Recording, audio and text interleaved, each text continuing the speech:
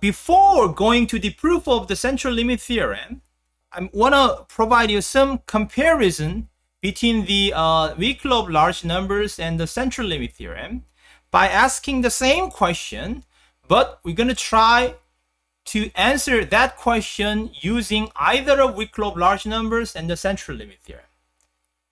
That would be very interesting because since we apply the two different tools to answer some question, we may have a different result, different answer, right?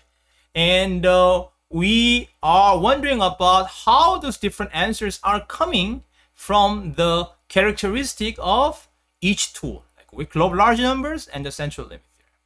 All right? Okay, so this is the problem. It's a polling problem. So what is this problem? Let us denote the P, which is the fraction of the voters who support Jung. I'm going to interview n randomly selected voters, uniformly at random, and record the result in the random variable mn, that is x1 plus x2 plus up to the xn divided by n, which is a sample mean basically, and that can be an estimate about the expectation of each xi, which is p. So in our earlier example, we have used the mu. Here's p is the mu. It's the sum of the Bernoulli random variable where the Bernoulli random variable xi is equal to 1 if ith interviewee answers yes, meaning that I support Jung, and 0 otherwise. All right, so using the Chebyshev inequality, which is the underlying math of the weak law of large numbers, the probability that the sample mean minus p, the absolute value, is larger than the epsilon, and that is equal to the sigma square divided by n epsilon square, where the sigma square is the variance of the Bernoulli random variable xi. And we know that the variance of the Bernoulli random variable is equal to the p1 minus p. And that is, the p1 minus p is, we know how it behaves. Like this is p, and we have the maximum when the p is equal to 1 over 2. All right? And that is exactly 1 over 4. Okay? So that is upper bounded by 1 over 4n epsilon square. Okay, so we have this probability is less than or equal to this probability. Good. So we're going to use this result to answer some questions. So the question is that what is the required number of interviewee so that the probability that our estimate is incorrect by more than 0.0, which means that the epsilon is 0.1, is no larger than 0.25, meaning that this is 0.25. So in order to maintain the quality of the answers, what is the required n? How many interviewees that I need to meet? Right? So in order to solve that question, the epsilon is 0.1 and 1 over 4n epsilon square should be less than or equal to 0.25. That it turns out that if you plug in this thing, then 4n 0.1 and over 0.25, then 4 multiplied 0.01 and that. This. So n should be larger than 100.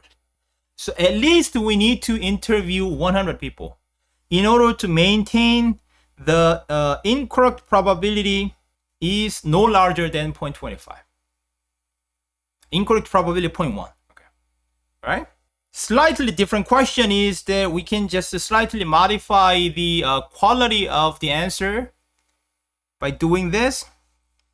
The epsilon is 0.01 and this part is 0.05.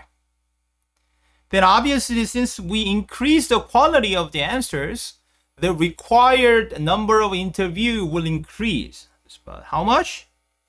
The epsilon is 0.01 and the 1 over 4n square epsilon square is this should be smaller than or equal to the 0.05, then let's say for n 0.0001 over 0.5. Okay, so n is here and 0.05 is here, then we can easily see that this becomes the 50,000. Okay, so we need to interview 50,000 people at least in order to maintain this quality. Now, what was the tool that I used? Chebyshev inequality. And Chebyshev inequality is roughly, we're using the tool of Wicklow large numbers. We're gonna ask the same question, but we will answer the question using central limit theorem. All right. So probability that the absolute value mn minus p is larger than epsilon, and that is equal to that. Let's just change this mn is equal to the Sn divided by n. So I just plug in Sn divided by n, and here np, because n is here, so it's the same thing. Next, for the standardization, I multiply the sigma in both sides and also multiply by the square root of n, so that this becomes the square root of n, and we have square root of n. Okay, so multiply the square root of n both sides. Next, this sigma is nothing but the square root of the p1 minus p, right? And as we have discussed in the previous slides, sigma square is less than or equal to the 1 over 4. So the sigma is upper bounded 1 over 2. Then the sigma epsilon square root of n is now lower bounded the 1 over 2 epsilon sigma square, because the sigma is upper bounded 1 over 2, and that is equal to the 2 epsilon square root of n. Okay, then we have entire probabilities upper bounded by this probability, because this guy is smaller than this guy.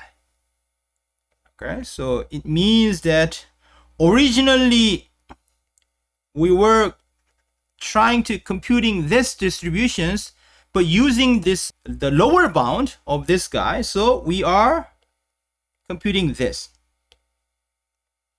So this probability is this probability, and the red probability is this probability. So that's why this is the upper bound. Okay. Why are we doing this? Because I want to remove the p from the equation so that we can handle the probability. The p is the unknown parameter that we want to estimate. Okay, so we have to remove the p from the equation. So we computed like upper bound of the sigma or the sigma square in the Chebyshev inequality and also the CLT case. Okay. All right. So we get this. And then this probability is equal to the 2 minus 1 of the phi function. And you remember what the phi function is, right? The reason is that, again, what? This is Zn. Now, this can be approximated by this using the CLT. That's what the CLT means. Okay? That is equal to the 1 minus phi 2 epsilon square. I mean this. So we get this 2, the both sides. This. So then now we can answer the question. We're gonna ask the same question, the second question. What is the required n so that our estimate is incorrected by more than the 0.01? So the epsilon is 0.01 and is no larger than the 0.05. So this probability, this entire probability should be maintained by the such that it is less than or equal to the 0.5. Okay, all right. That means this phi function should be 0.975. And we can search for the normal table. Then it turns out that, and this is epsilon is 0.01, and the square root of n is at 1.0 0.96. That's how we get the value of the 0.975. And if we solve this one, the square root of n is 1.96 divided by 2 multiplied by the 0.01, and it turns out that n is roughly 10,000.